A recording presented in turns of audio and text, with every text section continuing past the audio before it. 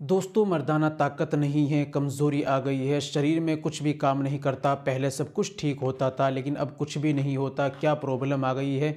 इस चीज़ को लेकर बेहद परेशान है। आप एक चीज़ पे ध्यान नहीं देते कि आपका लीवर भी ठीक है। अगर आपका लीवर ठीक नहीं है तो कोई भी आपके अंदर अच्छा नहीं होगा, सब कुछ ही ख़राब हो जाएगा, क्योंकि आपका लीवर एक मशीन है।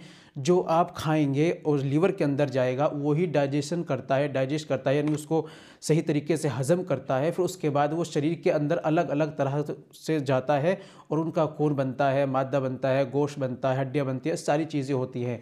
तो दोस्तों, सबसे पहले अपने पेट को ठीक करना होता है। आप पेट पर ध्यान दीजिए। पेट का आपका ठीक है तो सारी बीमारियां आपकी ठीक है। तो दोस्तों, पेट के लिए, जिगर के लिए, जिसको लीवर कहा जाता है, उसके अंदर वर्म आ गई है, खाना सही नहीं खाया जाता, भूख नहीं लगती, लीवर काम ठीक नहीं कर रहा। अब फिर लाखों दवाई खा लो, कुछ भी नहीं होता।